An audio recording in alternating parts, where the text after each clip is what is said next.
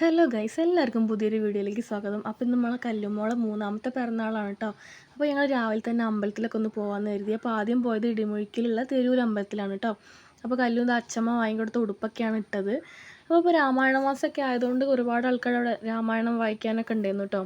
പിന്നെ ഞങ്ങൾക്ക് അവിടെ ഒരു നേർച്ച ഉണ്ടായിരുന്നു. എനിക്ക് കണ്ണിന് ഇടയ്ക്കിടയ്ക്ക് ഇങ്ങനെ വരുന്ന കാരണം അമ്മ അവിടെ ഒരു കണ്ണെടുത്ത് ചാർത്താന്ന് പറഞ്ഞൊരു നേർച്ച ഉണ്ടായിരുന്നു. അപ്പോൾ അതൊക്കെ ഞാൻ കണ്ണൊക്കെ നോക്കിയെടുത്ത് അവിടെ കൊടുത്തു. വേറെ ചേച്ചി എന്തോ കയ്യോ കാലോ എന്തൊക്കെയോ തപ്പി തരേണ്ടേനി കേട്ടോ. അപ്പോൾ അത് അവിടെ നടക്കിലത് കൊണ്ടുപോയി വെച്ചു. പിന്നെ കല്ല് എന്താന്നല്ല ഭയങ്കര പ്രാർത്ഥന ഇനി എന്താ പറയണമെന്ന് വെച്ചപ്പോൾ ഒന്നും പറഞ്ഞതൊന്നുമില്ല. എല്ലായിടത്തും തൊട്ട് നൂലൊക്കെ വെക്കുന്നുണ്ടേനി. പിന്നെ ഞങ്ങൾ അവിടുന്ന് പ്രസാദമൊക്കെ വാങ്ങി നേരെ പോയത് തിരുവങ്ങാട്ടാണ് കേട്ടോ. ഇടിമുഴിക്കൽ തന്നെയാണ്. അവിടെ നല്ല വഴുക്കാട്ടോ. കാണാനൊക്കെ നല്ല ഭംഗിയാണ്, കാരണം പാറക്കെട്ടും കാര്യമൊക്കെ ആയതുകൊണ്ട് കാണാനും ഒക്കെ നല്ല ഭംഗിയാണ്. പക്ഷെ നല്ല വഴുക്ക ഈ മഴക്കാലത്ത് സൂക്ഷിച്ചില്ലെങ്കിൽ ടപ്പേന്ന് പറഞ്ഞ ഒരു വീഴ്ചയാവും. ഞാൻ 2-3 വട്ടം വീഴാൻ പോയി. അപ്പോൾ ഞങ്ങൾ അവിടെ നിന്ന് നേരെ ഇറങ്ങി. അപ്പോൾ പൈസയോടും പറഞ്ഞ് ചായ കുടിക്കാന്ന് കേട്ടോ. അപ്പോൾ ഞാൻ ശരിക്കും ചായ അടിച്ചിട്ട് വീട്ടിൽ പോകാമെന്ന് കരുതി ഇറങ്ങി. അപ്പോഴാണ് വണ്ടി എടുക്കാനായിട്ട് പോയത്.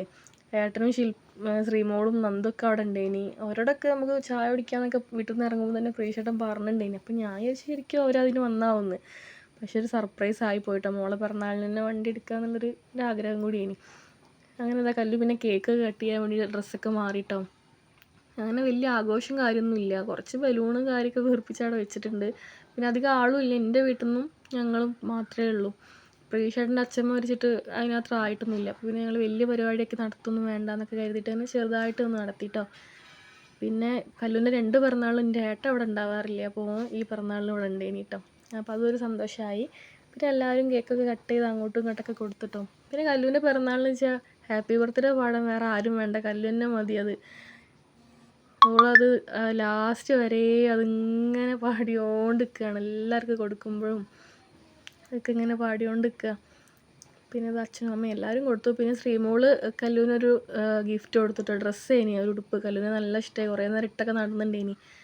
അപ്പോൾ ഗിഫ്റ്റും കാര്യമൊക്കെ അങ്ങോട്ടും ഇങ്ങോട്ടൊക്കെ കൊടുത്തു. പിന്നെ ഫോട്ടോസ് എടുത്തു. ഓരോ ഡ്രസ്സൊക്കെ ഇട്ടിട്ട് ഫോട്ടോസൊക്കെ എടുത്തു. പിന്നെ ഞാൻ വേഗം ഊരി ഇടിപ്പിച്ച് ഞാനതിലൊക്കെ കേക്ക് ആക്കുമെന്ന് കരുതിയിട്ട്. പിന്നെ ശില്പ ആ ഡ്രസ്സൊക്കെ ഇടിച്ച് 2 ഫോട്ടോസൊക്കെ ഇതാ എടുത്തിട്ടുണ്ട്. ഇതാണ് ശ്രീമോൾക്ക് കൊടുത്ത ഗിഫ്റ്റ്. അപ്പോൾ അതൊക്കെ ഇട്ട് ഫോട്ടോ എടുത്ത് പിന്നെ ഫുഡ് കഴിച്ചിട്ടോ. മന്തിയും അൽഫാമൊക്കെ ആയിരുന്നു. പിന്നെ അവിയൽ, ഉപ്പേരി, പപ്പടം, മീൻ, അങ്ങനത്തെ കുറച്ച് ഐറ്റംസൊക്കെ ഉണ്ടായിനി. അപ്പോൾ എല്ലാവരും കൂടി ഫുഡൊക്കെ കഴിച്ചപ്പോൾ ഇത്രയേ ഉള്ളൂ. വീഡിയോ ഇഷ്ടപ്പെടുകയാണെങ്കിൽ ഒന്ന് സപ്പോർട്ട് ചെയ്യണം കേട്ടോ.